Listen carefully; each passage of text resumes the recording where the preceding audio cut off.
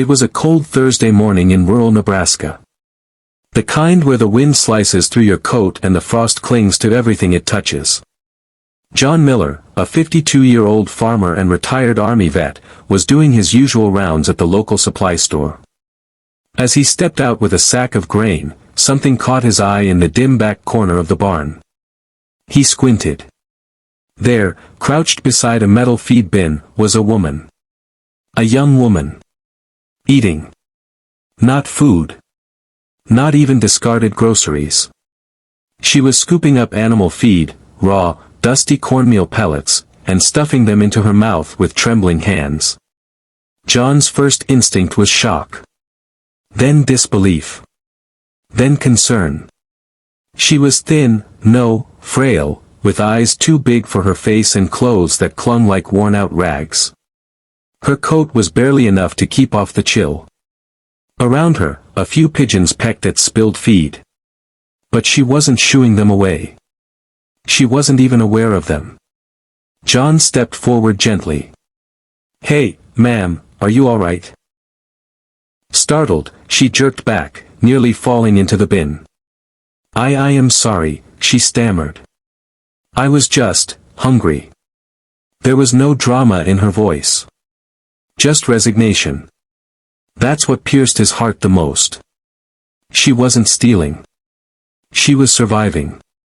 John didn't call the sheriff. He didn't yell or report her. Instead, he reached into his coat pocket and handed her a protein bar he'd kept from breakfast. She stared at it like it was gold.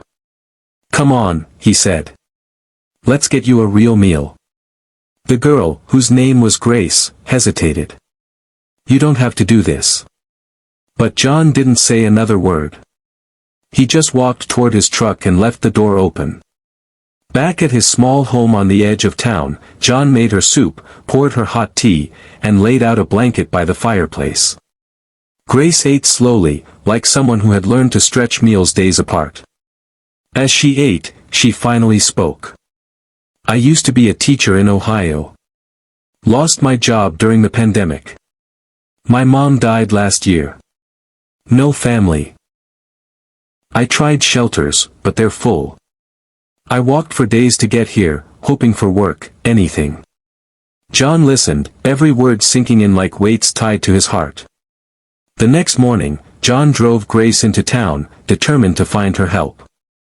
He went to the church first, then the community center, then the mayor's office. But what he heard again and again was the same cold reply, "Sorry. We can't take responsibility for strangers. It sets a bad precedent." One woman at the diner even muttered under her breath, she shouldn't be eating feed if she wanted help. That's just not right. John was furious, not at Grace, but at a system so broken that a young woman could fall through every crack. So he did something bold. He wrote a Facebook post.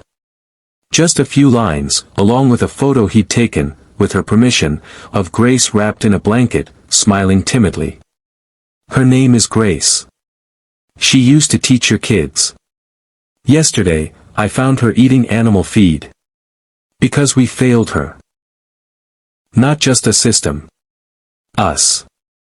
If you can help with food, clothing, shelter, or even a job, come to my farm. I'll be waiting. John Miller." Within hours, the post went viral.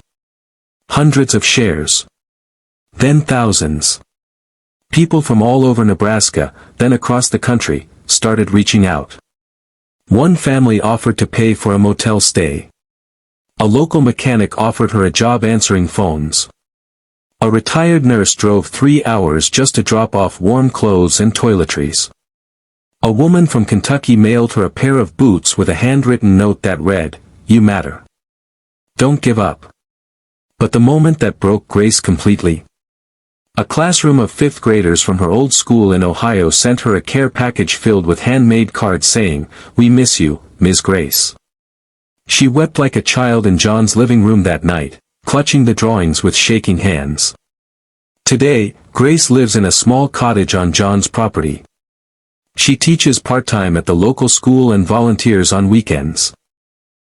Her story became a local legend, Not because she was saved, but because she reminded everyone what kindness really looks like. And John? He's no hero in his mind. He just did what he believes every decent person should: see someone, really see them, and act. Because sometimes, all it takes to change a life, is noticing when someone's eating the feed. In a world growing colder by the day, one man's warmth reminded us all. Kindness doesn't need permission. It just needs action.